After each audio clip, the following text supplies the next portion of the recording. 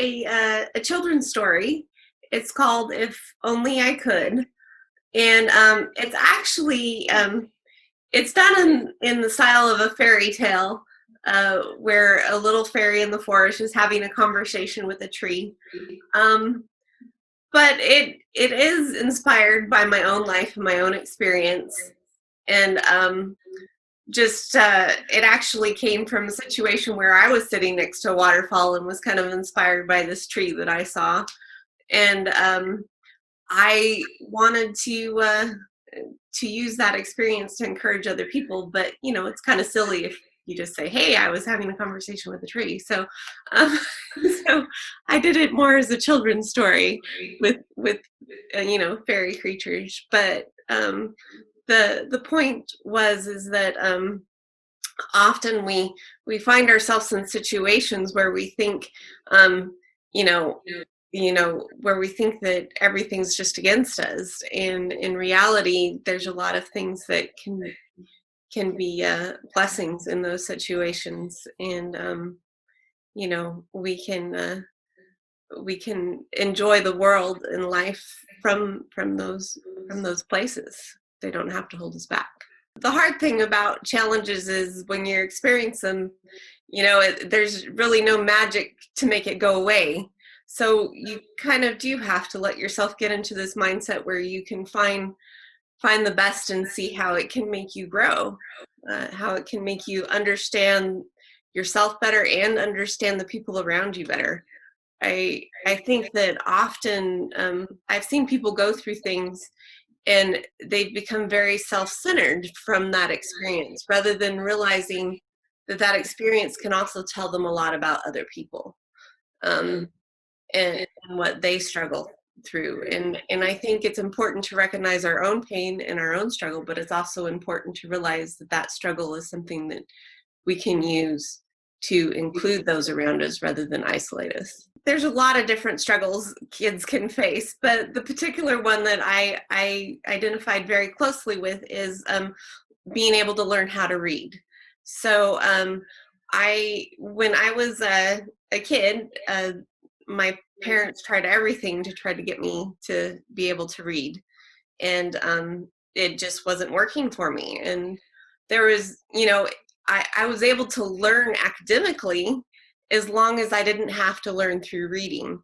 And it was really hard because the world, especially the learning world, is very oriented around text and the information and the input that comes from text. And so I realized through this struggle that there's got to be a lot of other people out there that need to realize that just because they're having trouble learning in one way doesn't mean that there isn't other options. And there is a lot of there's a lot more people that understand that now than necessarily when I was growing up. When I was growing up, it was very specialized to be able to get a book on tape. Now they're very readily available, but sometimes people don't consider that option as a way to learn for kids or adults, and sometimes they do. But it's important to look at all your different options for being able to learn and not force someone into one style of learning. I struggled with learning through text, but if people read stuff through audio or I could sit in a lecture, I would get A's. So I mean, my grades, I graduated I actually have my master's in educational leadership, but I graduated from both my undergrad and my master's with honors. But I had to submerge myself into schools with really no social life, because learning was such a difficult aspect for me. So I had to put a lot of things on hold just to spend my time getting the information in a format that I could understand it. I was lucky in that I had a lot of support from family and my community around me to to fill in the gaps, because it's still not a very smooth track when people try to learn through using adaptive technology or like tapes that people say, oh, well, it just replaces reading. It's really not that smooth of a track. And it really takes the people around you and your professors and the community around you to fill in the gaps that that are there. And I was lucky enough to have had that. It actually took a while for my mom to want to believe that the situation was what it was. So there was a lot of time saying, well, you just have to read, kind of, and there, if I give you a book on tape, maybe you won't ever want to learn how to read. And maybe your struggle with learning how to read is just that you're being lazy about it and not trying hard enough. So it actually took until I was about 8th grade before I got a formal diagnosis and got labeled, in spite of the fact that my reading was so bad. They did go ahead and read text to me themselves when I was at home, like my school books and stuff, because she decided that I was bad enough that she wasn't going to put me in school. She homeschooled. So her and my grandma would read stuff to me if they needed it, but she still tried to, make sure that I was getting input from trying to read, and it just wasn't working for me. So in 8th grade, they went ahead and got me formally diagnosed. And after that, the psychologist who diagnosed me, Dr. Wells, he said, he really pushed the idea that I needed to learn through audio. And she realized that having audio could actually help improve my reading, because I could look at the text while I was hearing it, and it would give me more experience with it and more hands-on with learning. And it actually did improve my reading once I started using audiobooks with the text. When I talk about improving, it's always very small increments in my case, but every little bit was exciting. There's actually different forms of dyslexia, because the word dyslexia is really kind of a collect-all term, just saying you're having trouble with words. And like most disorders, there's a scale. Some people have something in a very light form, and some people have it in a more intense degree. But for me, the type of dyslexia that I have is it's more of what I would describe as chronological dyslexia. So every time I look at a word, there's some that are pretty familiar with me, but for the most part, every time I look at a word, I'm putting it together for the first time, in a sense. So I have improved to the point where, for the most part, I can put a lot of words together, especially with context. But I see the sounds and the letters without seeing words when I go to read. So I have to kind of put it together like a puzzle piece every time I approach a word, rather than just seeing it for what it is. But my understanding of the meaning of the word is actually fine.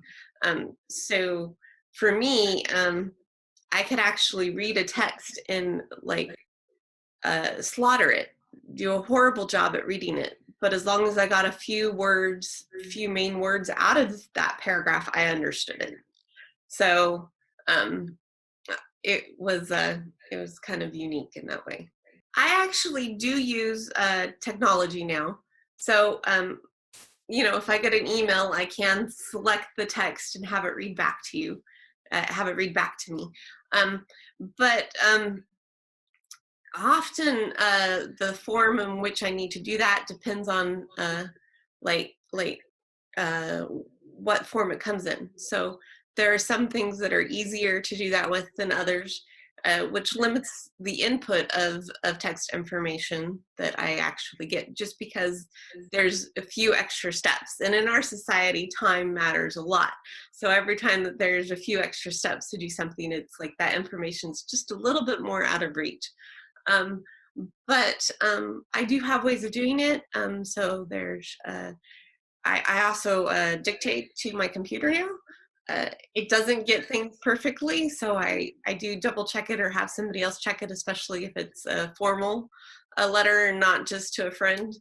Um, and as far as my daily life, yes, in a lot of ways, I realized even more recently how much it did affect me, as because I was a teacher for a little while. Right now I'm a mom, taking care of my little one. But during the time I was teaching, um, it worked well when I was in a school where I had time to actually go through the stuff that I needed to.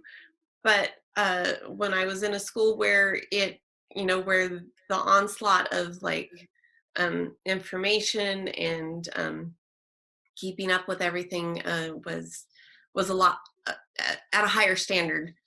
It was really difficult for me to be able to keep up with that, especially since the school system has kind of cut down on having TAs. So you only have a TA for like one period out of the entire day. And so that was, I realized that it really did affect me more than I wanted it to as far as my career. I do think that there's areas where it will work for me. It's just going to take me some time to get settled in that. And I guess part of why I wrote the book was as I was thinking, with the ups and downs that I've had, and trying to fit into society with being a little bit different in this way. It's not something that people see when you first walk into a room, but it is something that they learn about you within a short period of time. And sometimes just your presence in those situations that are unique can be looked at a little bit as defiance. And I realize, I will be able to find my place, but right now I needed to accept my journey as a mom. And I needed to realize that I did have something to share to make people realize that they can become comfortable with who they are. And, you know, that you don't have to be like everybody else to enjoy life and reach, as I talk about in the book, to be able to reach the sky. You can take in the fresh air that's around you and enjoy the life that's around you. I like what you said about comparing, that we try to compare ourselves to other people so much. But if we let that take away from our joy, then we're letting it rob us of what we really want, of the whole reason why we started to kind of pick up those weird comparison habits in the first place. And I think that it becomes sad if we let ourselves be robbed of just enjoying the moment, of just enjoying life, just because we don't feel like we measure up to everyone around us. Uh, Specifically when it comes to reading, a lot of people for kind of like say, okay, we just need to do really intense intervention to make these kids better. And that's good. It's good to try to help kids improve their reading. But you need to keep in mind that you also need to make sure that there's moments where they can breathe and enjoy life. And if they find something they can enjoy, it can inspire them to do better in other areas. Because for example, if I enjoy learning about right now I have my kids, so I enjoy learning about different bugs, to be able to teach him about the different bugs. And and learning, wanting to know that information can make me want to learn. So uh to learn how to read better. And I think finding to not force your kids to live just in their weaknesses. Um, to not force yourself to live in your weaknesses and just beat at your weakness until you think it gets better, but to really let yourself breathe and find things that you enjoy or that your kid enjoys, that can just make life enjoyable. Because even though they have to be able to have knowledge to interact in society in the future, they're also alive now, and they need to be able to enjoy what that means. Life is precious, and it needs to have joy in it. I tend to be the kind of person that avoids criticism in general, because I think that there's a lot of positive ways to motivate uh, a person.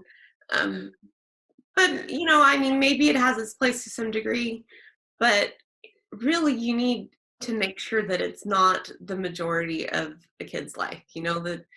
That they can that they can have that moment to, as I mentioned earlier, to enjoy living. They say that most interventions to help improve reading actually happen better when they're younger. So if you're noticing any struggles or signs early on, it's important to address them, because maybe they're just going to be small ones that will go away, but maybe not. And it is important to address it. The younger you are, the more success there is to actually having a successful intervention.